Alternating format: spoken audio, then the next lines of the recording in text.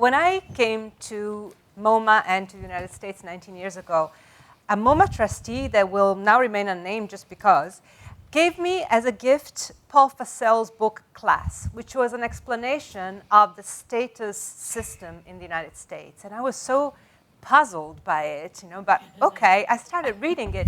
In a way, he wanted to really welcome me to a completely different country that had an issue with Europe. Basically, what he wanted to instruct me was the issue with Europe. And interestingly, as I was doing all the readings for this panel, for this session tonight, I was also looking at how Europe very often considers mass culture something that comes from the United States, as if the United States had invented popular culture as we know it today. So I'm going to ask you all, but especially Michael right now, how is the kind of reality TV show and the kind of programming that you had done seen in Europe? Well, I think it's interesting. I had a long conversation with a British reality show producer, trying to sort of get at what the difference is. I mean, reality TV really was invented in the U.S. and perfected in Europe. So in England, really, they're the masters of cruelty television. The Swedes and the Scandinavians are masters of reality formats. And the French are so weird. They like Terry Lewis. So I don't know that there's a particular snobbery in Europe about reality television, but it operates in a very different way. And I think that English reality TV is really about mockery and contempt. I think a lot of American reality TV actually is very relevant to the issues we're discussing today.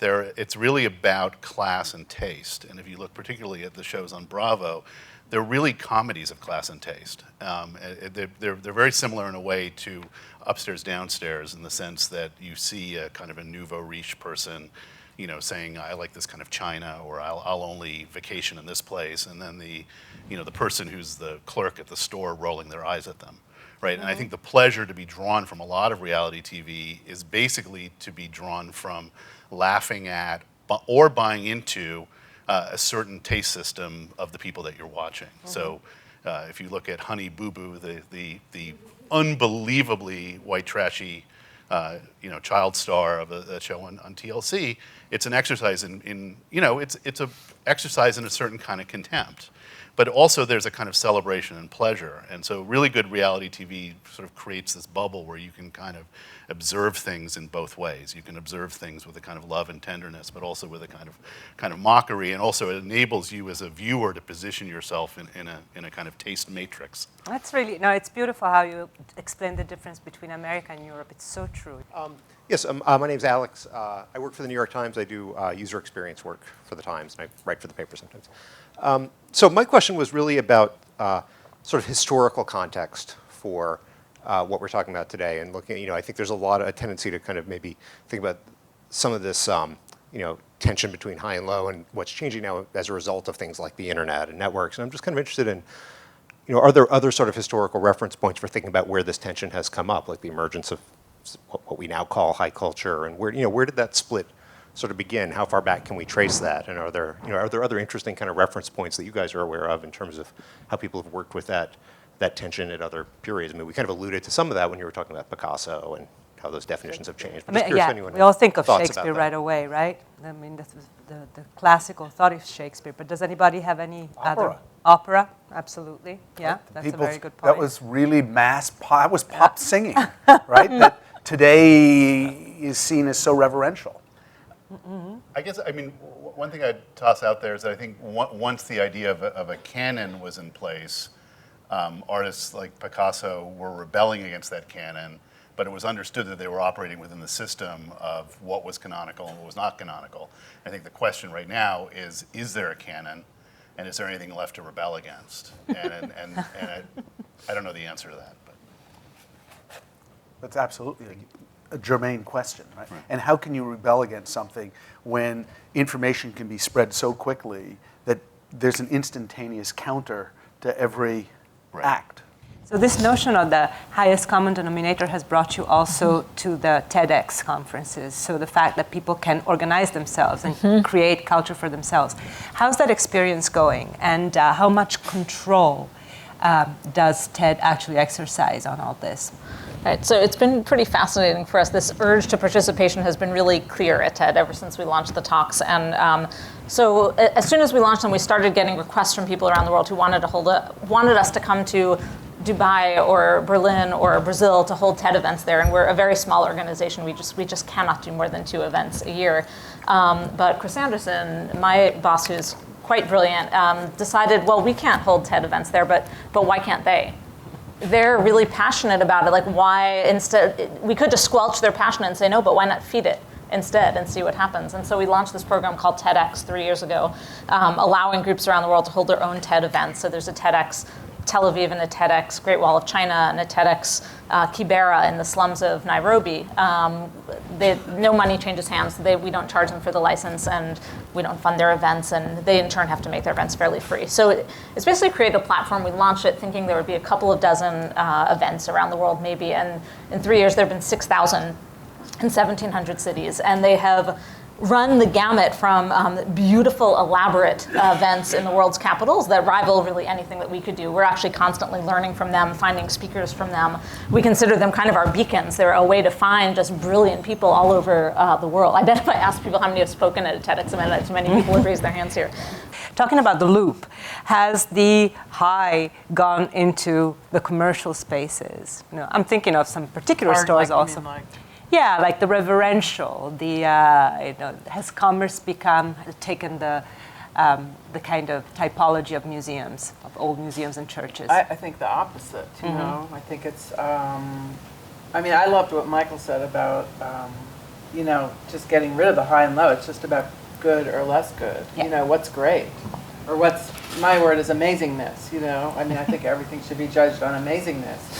And in a way, like what you were speaking about, even museums, like I was speaking more about like what is in the museum. It's not just how people are invited to participate in what you're teaching them or showing them, but what qualifies to be there. Mm-hmm. As someone who sells affordable art, I can tell you that like there are people who are staunch defenders of the high, and I think about all the people who don't feel like they have access to galleries because they just feel like they'll be judged if they walk through the door. And so you think that your doors are open to everyone, but you don't understand why some people might not come through your doors. So what is keeping people out now in case? I would say sort of broadly speaking, otherness, right? Interesting. Whether do you agree, Glenn?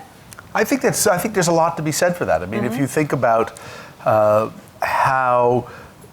most of us go to places where we feel comfortable. Doesn't matter, you to the mud bar, June to her TED conference. We go there because we feel comfortable because the people around are people that we're cool with, right? And that otherness kicks in when you go into a space and people are different from you. I think that's always true, but less true than it's ever been. And I mean, if you look at Kickstarter or Indiegogo and the ability to marshal both money and an audience is available to almost anybody. A woman who worked for me for a while, I only discovered this after she left. She had a Tumblr blog called Nails and Ales. And the blog was extraordinary nail art inspired by craft beer. There you go. There you go. So beautiful. And it turned out that there is a subculture everywhere. And other people that did that. And one of the beautiful things about digital culture is that they found each other. They found one another, and I think that there's so many people that are able to prosper, perhaps not on a mass scale, but prosper on some scale by using social media to find like-minded people. That the power of the gallery owner at the Carlisle is less than it used to be. Christina.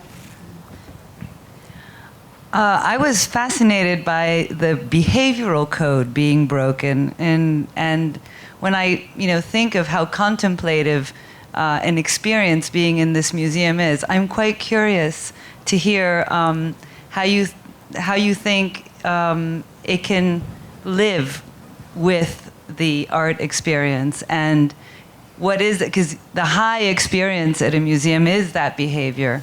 So now that it's subverted, what is that saying about art?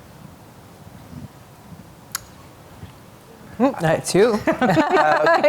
Well, I've been thinking a lot about the fact that most of us are part of a generation that is transitioning from an analog world into a digital world. And I don't mean it in terms of devices. I mean it in terms of a modality of thinking, a means of interpreting the world. So I'm still used to turning a page of a book. I'm used to doing one thing at a time. And I want the peacefulness, if you wish, of being in front of something and not having a lot of noise around me. However, I know from my children and from watching people and talking to people, they've made the leap. They can multitask, multi-process. They can find a way of concentrating and getting from whatever they're looking at what they need in ways that I could never imagine. So it's uncomfortable and it's awkward, and there's an argument for a certain kind of institution that privileges a very refined way of looking. But I actually think that most of us spend most of our time talking to people, engaging, relating, and that we know how to translate that into looking, and looking that there are two ways of looking, right? There's looking that's actually passive. You look at something that doesn't do anything back to you. And there's looking that's engaged, where you're responding as much as you're receiving. And that's what happens when you have an engaged public that is able to amplify what you're experiencing and learning in ways that would be impossible if you were just alone. There's no easy answer, though.